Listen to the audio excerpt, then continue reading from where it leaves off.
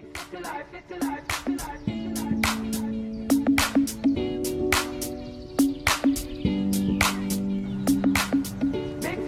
guys, I'm here at the courthouse, and who do I see?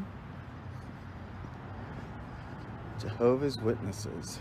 You just can't get away from them. Jehovah's Witnesses, Testigos de Jehová. See? You guys speak English, right? Have you guys heard of the Australian Royal Commission on child sex abuse? No? They did an investigation into the Jehovah's Witnesses. They found over 1,006 cases of child molestation. Not one was reported to the police. Isn't that something? And the reason why that happens is because of this book that belongs only to the elders. It says in here that a child must have 2 or 3 witnesses before they'll do anything.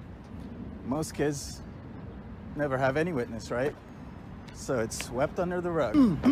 This is the reason I'm at the courthouse, to fight against. You need to research your own religion, seriously.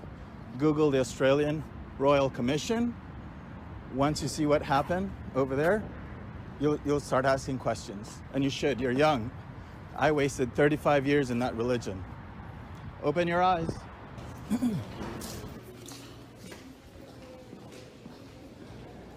That's him with the suit. Standing toward the back. On the left, holding the phone in his left hand. Yeah. So he has a couple of witnesses or whatever.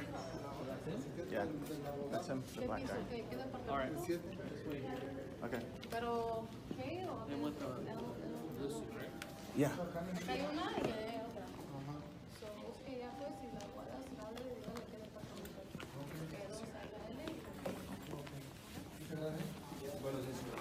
All right, my lawyer is about to serve the plaintiff, Philip Ingram.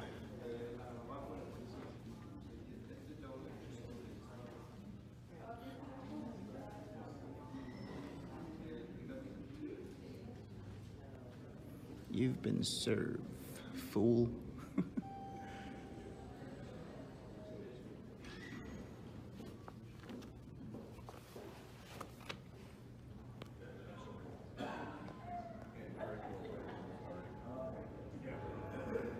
Seriously, I've never met that guy. For him to serve me is really ridiculous. Wow. All right. So here we are. Wish me luck. Hopefully everything goes, smoothly and by plan. See you guys on the other side.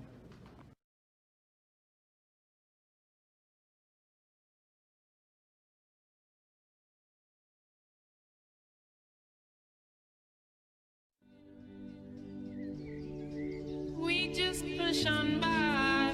It's funny how hard we try. Take a moment to relax before you do anything rash. Don't you wanna know me? Be a friend of mine. I'll share some wisdom with you. Don't you ever get lonely from time to time. Don't let the system get you. Big city life, we try to get by. Pressure eyes up no matter what we try. Big city life, in my heart have no base. And right now Babylon get on me case. Big city life, try to get by. Pressure eyes up no matter what we try. Big city life, my heart have no base. And right now Babylon get on me case.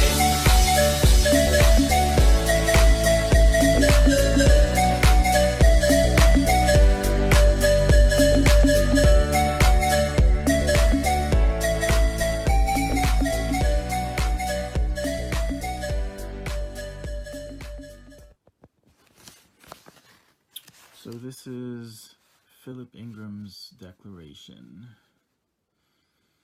It says, my first encounter with Adrian was in October 2016 when he came to our Kingdom Hall and asked to speak with an elder.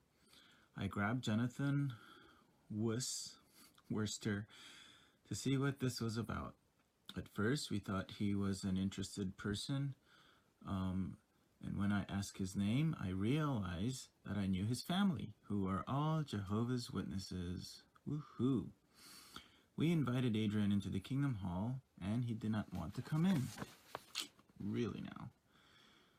In the course of our discussion, we found out that Adrian had been baptized as one of Jehovah's Witnesses, but had not associated himself with Jehovah's Witnesses for quite some time. My next encounter with Adrian was in November 2016 when he proceeded to give us a letter of annulment, letting us know that he no longer wanted to be one of Jehovah's Wickedness. We let him know that there is no such thing as a letter of annulment. No, no, no. He mentioned to us that if he was announced as no longer being one of Jehovah's Witnesses, he would sue us. At that point, I accepted the letter and left the conversation. There were other times when Adrian came to our Kingdom Hall and caused a commotion, and the doors needed to be locked and the police were called. Adrian has posted videos of him sneaking into our restroom and vandalizing it, as well as disturbing our meetings. There are videos of him shouting at our members and him having to be ushered out of the premises. There is a real threat of imminent harm which Adrian has publicly made on his social media to take place at our memorial service, boo-hoo-hoo, commemorating the death of Jesus Christ, our Black Mass, which takes place at our Kingdom Hall in 3 days, March 31st, 2018. One of our elders, Chad Hitler, let's just say, spoke with one of the detectives who had come out to our Kingdom Hall location in response to a call when Adrian did what he calls on his social media, crashing the Kingdom Hall.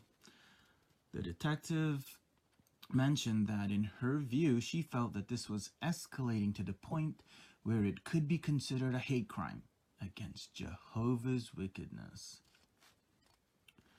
Adrian has now caused disturbances beyond our Kingdom Hall. He has gone to many Kingdom Halls in the San Fernando Valley, also in Los Angeles and Santa Monica area, disrupting the public meetings and videotaping them in the process and then posting them on YouTube. He has also gone to where many of Jehovah's Witnesses are preaching publicly with a cart and has caused public disturbances with them as well. He yells profanity. He curses at people at our Kingdom Hall. He gives us the finger. And since our first meeting in October 2016, Adrian's conduct has escalated to the point where many of the members, their children, and the women, and especially the elderly, are in fear of their lives. Wowzer.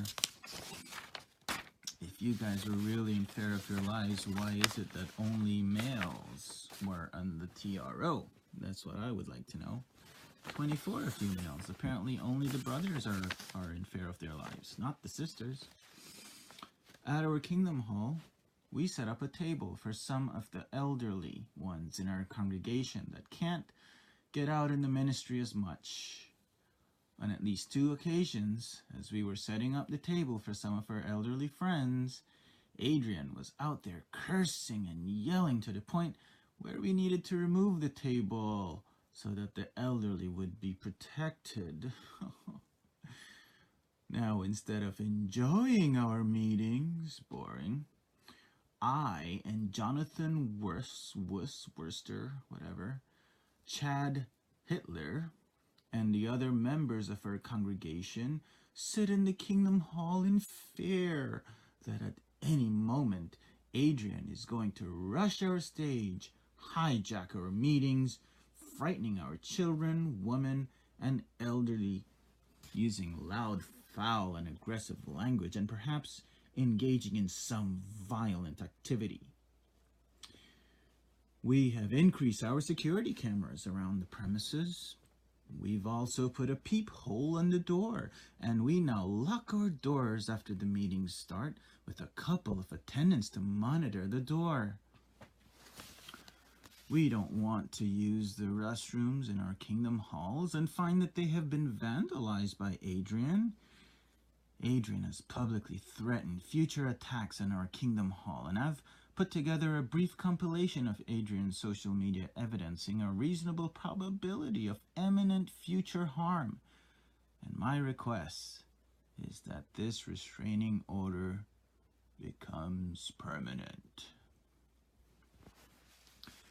I am not trying to bring any harm to or on Adrian.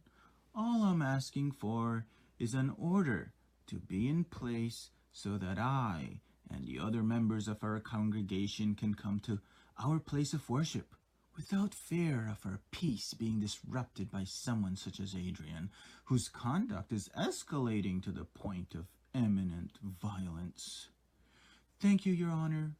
I declare under penalty of perjury that the above is true and correct to the best of my knowledge. Executed this 23rd day of March 2018 in Reseda, California. Philip Ingram.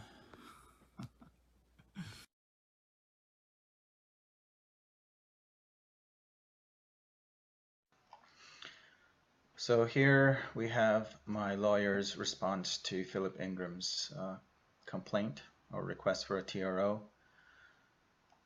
It says, to all parties and their attorneys of record,